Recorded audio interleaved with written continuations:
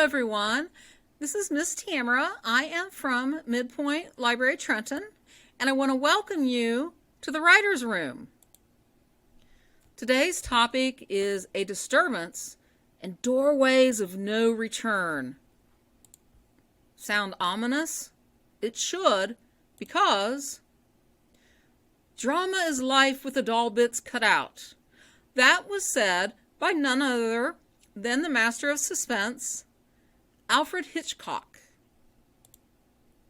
So A Disturbance and Two Doorways is taken from Chapter 2 of the book Plot and Structure, the Write Great Fiction series by James Scott Bell, Writer's Digest Books, 2004. If you're not familiar with James Scott Bell, he's been my go-to teacher on the craft of creative writing since 2004. Find out more at his website, jamesscottbell.com. And as the subtitle on the book tells us, techniques and exercises for crafting a plot that grips readers from start to finish, because you want them to enjoy the story and keep turning the pages. So wait a minute, isn't structure just another name for plot? While plot and structure go together in making a story, they are different. So from James Scott Bell, your plot is about elements, those things that go into the mix of making a good story even better. So think of them like the ingredients in a recipe you're going to make. And then your structure is about timing, where in the mix those elements go. So it's like the steps in your recipe where you add those ingredients. So structure as old as time, or at least as old as Aristotle, who believed all Greek drama needed the three-act structure. So, or as James Scott Bell tells us, another way to talk about the three acts is simply as the beginning, middle, and end. So let's take a look. So in Act 1, your beginning, its mission is to connect the reader to the lead as soon as possible, present the story world, the setting, the time, and so on, establish the tone, compel the reader to move to the middle, and introduce the opposition, which leads to Act 2, your middle. Its mission is to show confrontation, the escalating battles between the lead and the opposition, explore any subplots, deepen character relationships, keep the reader caring about what happens, and set up the final battle that leads to Act 3. So your end's mission is to resolve the main story, tie up all loose ends, evoke a sense of feeling or meaning for readers long after they finish reading it. James Scott Bell's knockout ending that I like to call its wow power. So hold on. What if the story is so epic it needs mythic structure? After all, it's what George Lucas used for Star Wars.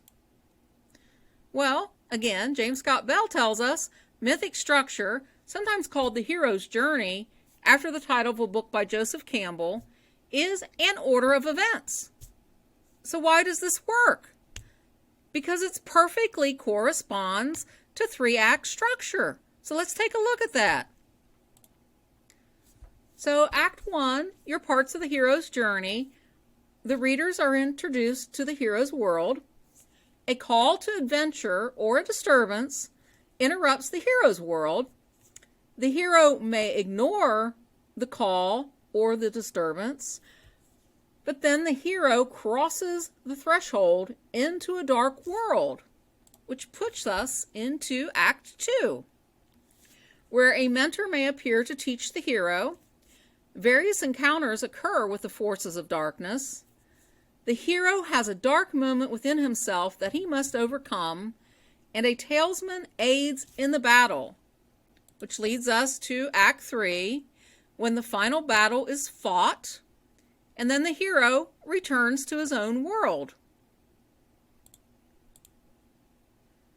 So, now let's talk about that disturbance. So, James Scott Bell on The Disturbance explains it like this. So in the beginning of your novel, you start out by introducing a character who lives a certain life. That is the character's starting point, or in mythic terms, the hero's ordinary world. And it's the place he'll stay unless something forces him to change. So very early in Act 1, something has to disturb the status quo. Remember Hitchcock's axiom. If something doesn't happen soon, you've got a dull part. So, the disturbance does not have to be a major threat. It can be anything that disturbs the placid nature of the lead's ordinary life. The initial disturbance creates reader interest, but it is not yet the main plot because there is no confrontation. The opponent and the lead are not yet locked in an unavoidable battle. The confrontation doesn't happen, the story doesn't take off, until the lead passes through the first doorway. So that leads us to the two doorways. So James Scott Bell describes these doorways. It's how you get from the beginning to the middle, Act 1 to Act 2, and from the middle to the end, Act 2 to Act 3. It's a matter of transitioning. So think of it as the doorway of no return. The feeling must be that your lead character, once they pass through, cannot go home again until the major problem of the plot is solved. So these two doorways hold your three acts together like pins in adjoining railroad cars. If they are weak or non-existent, your train won't run. So, through doorway number 1. So, this is how James Scott Bell describes this. So, in order to get from the beginning to the middle, that first doorway, you must create a scene where your lead is thrust into the main conflict in a way that keeps the lead there.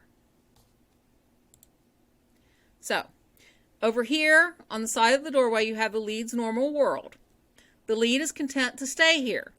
Something has to happen to push the lead through this door.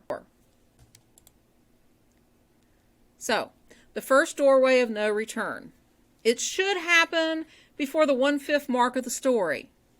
So this is where the lead is going to have to dig deep inside and show courage, learn new things, make new allies, etc. So the key question to ask yourself is this: can my lead walk away from the plot right now and go on as the lead has before? So if the answer is no, then you have to go through that doorway. Which then we go to that second doorway. So through doorway number 2.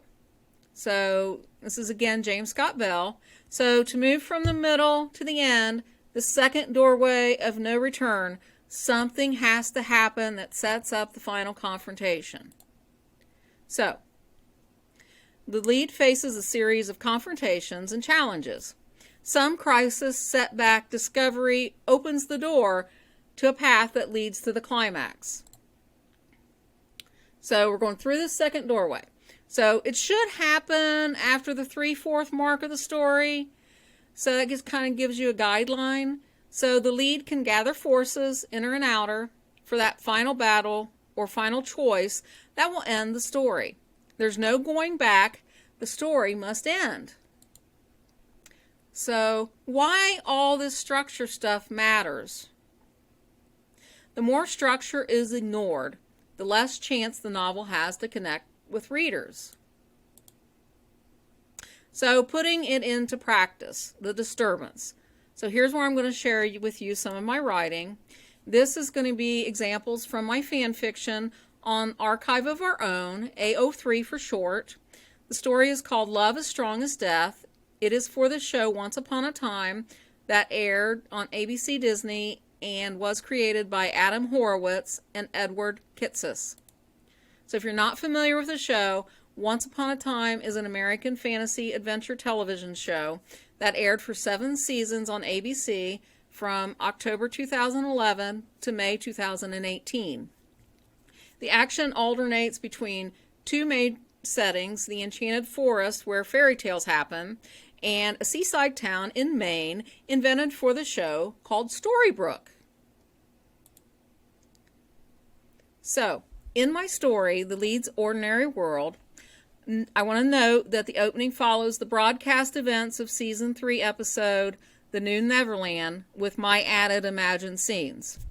So, my lead character is Rumpelstiltskin, also known as Rumple or Mr. Gold in Storybrooke. So he returns to Storybrooke with the rest of the characters who went to Neverland to save Henry. Henry happens to be Rumple's grandson too. So from none other than Rumple's father, Peter Pan. So this is a very twisted family tree. So reunited with his true love, Belle, because Rumple's also the Beast from Beauty and the Beast, Rumple wants only to pursue their future together. So he even has Belle work with him on a magical cure for Prince Charming, known as David in Storybrooke. So the next day, Rumple intends to take Belle to the wishing well in the woods to propose marriage. So he is locking up his pawn shop as Emma Swan and her parents Charming and Snow White, also known as Mary Margaret, come running toward him and Belle. So the disturbance to Rumple's plan. With Pan's shadow on the loose, Emma and the Charmings want assurance that Peter Pan is truly locked in Pandora's box. So, with Belle, his son Balefire, Bay, also known as Neil, and grandson Henry to protect, Rumple has no choice but to help. So then we follow the events of the episode. So then moving along. So the first doorway of no return is, again, the story follows the broadcast events of Season 3 episodes, The New Neverland, and Going Home, with my added imagined scenes. So, taking the show's scenes where Rumple must either cower without magic in his shop or stop Pan to save Bay, Belle, and Henry, he finds enough courage to sacrifice his life in the process of killing his father. So he has that famous line in the show, villains don't get happy endings. So his first doorway is literally death. So death pushes Rumple into the realm of Hades, where he's trapped in a state of being dead, but not dead.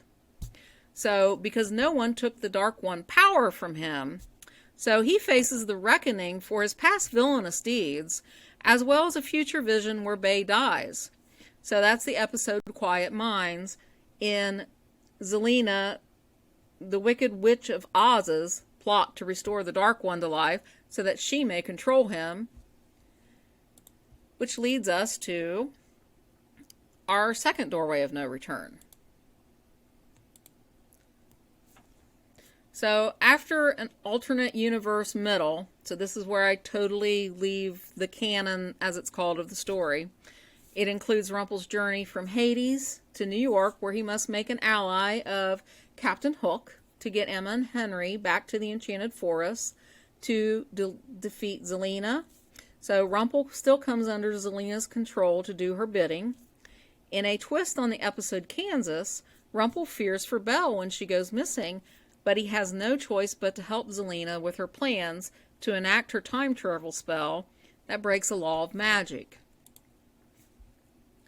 So, we're going through that second doorway, which is Zelena prepares to enact her spell, which to Rumple's horror will require Belle's life and will set up the final battle with Zelena, which Rumple may not survive, as the story goes for my more traditional Beauty and the Beast ending from here with Once Upon a Time twist, tying up loose ends without time travel, from what happened to Rumple and Hades, a battle between Hades and Persephone, and a return trip of the main characters to Neverland on the Jolly Roger to find a failed fairy godmother.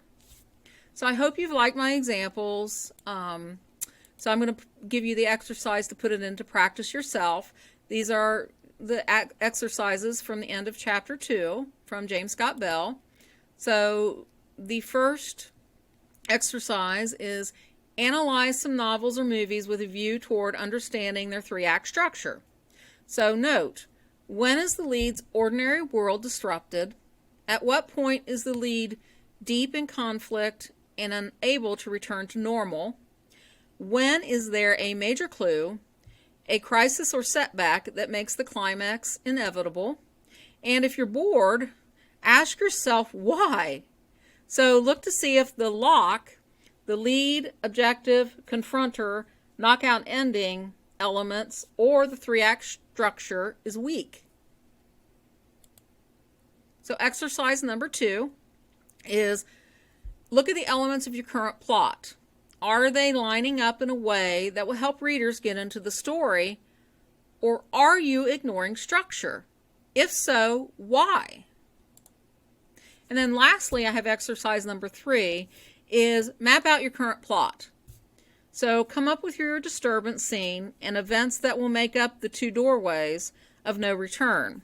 So write them down in a summary, tweak them to make them original and involving. So, one last quote from James Scott Bell. So, mastering structure and transitions will make your novels more accessible even if you choose to deviate from a linear unfolding. Add a ripping good story and your novels may turn out to be unforgettable. So, thanks for joining me on the writing journey. If you're interested in reading my fan fiction, you can find it at Love as Strong as Death, Weaver's Grace on Archive of Our Own. As always, if you have any questions or comments, please share them on YouTube or Facebook. If you have detailed writing questions or would like to share something you've written for critique, please email me at tmenninger@midpointlibrary.org. And lastly, to keep up with what's happening at the Midpoint Library System, please like us on Facebook and Instagram, follow us on Twitter, and subscribe to our YouTube channel.